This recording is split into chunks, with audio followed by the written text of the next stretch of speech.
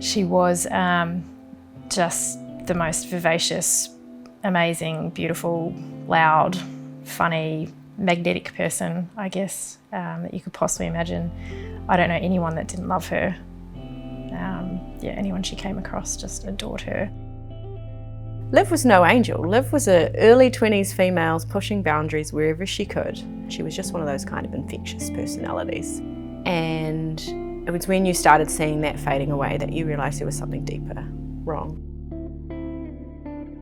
When Olivia Podmore died in a suspected suicide in August 2021, 2 women vowed to expose the deep wrongs the Olympic sprint cyclist had endured.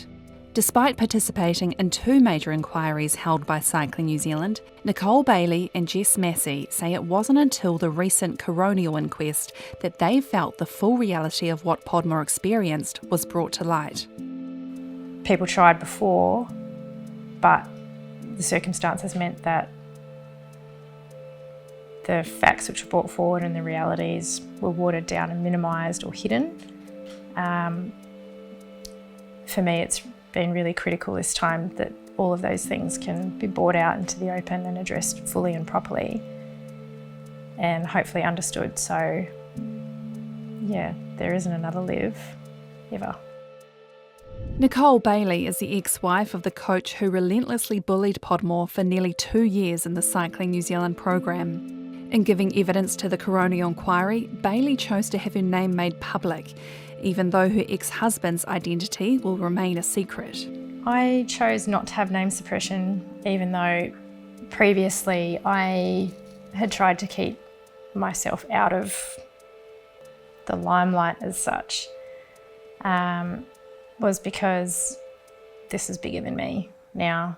And in previous years, I'd felt like I would be able to be pushed aside. Anything I had to say wouldn't carry any weight because I would always be pitched as the bitter ex-wife or something like that, which couldn't be further from the truth. And I thought if I went for name suppression this time, anything that I'm asked will be able to be boxed up and put away a lot easier than if my name's attached to it.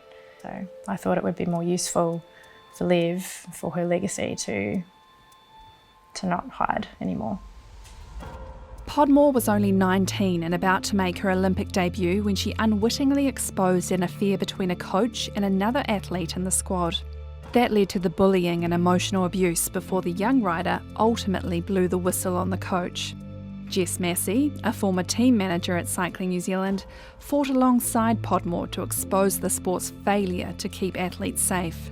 And it feels hard to say because as traumatic as everything that happened to Liv and the coronial inquiry was, I actually found the process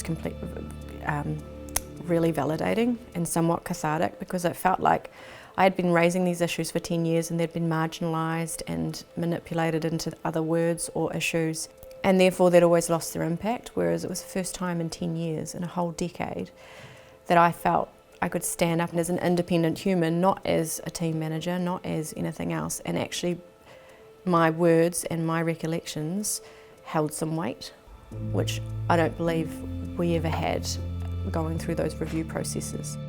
During the inquest, an independent expert witness zeroed in on Podmore's role as a whistleblower and the impact it had on her mental well-being. Massey says she's also paid the price for speaking up.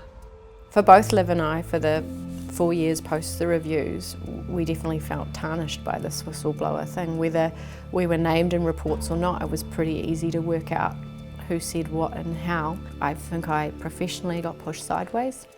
The moment I started speaking up around anyone senior or any senior leadership decisions, or if I had a differing view to coaching network or the way High Performance Sport New Zealand was handling something, I wasn't heard or listened to or asked to formalise it at all. I was marginalised and made to think it was my problem. Giving evidence at the inquest has again taken an emotional toll on both Massey and Bailey, but they're doing so in the hope important changes will be made so that other elite New Zealand athletes won't suffer like Podmore did. Nothing we can do can bring Liv back, but the one thing we can do is make sure that Liv's legacy counts for something, and it's one of the reasons that I've stayed involved. All we want to do is make things better for future generations that come through organisations like this. And sports are a good thing, and have hugely passionate people and really good people, but without the systems and processes in place to hold people to account and make sure that that moral compass doesn't slip in pursuit of performance, then we're always going to end up in this scenario.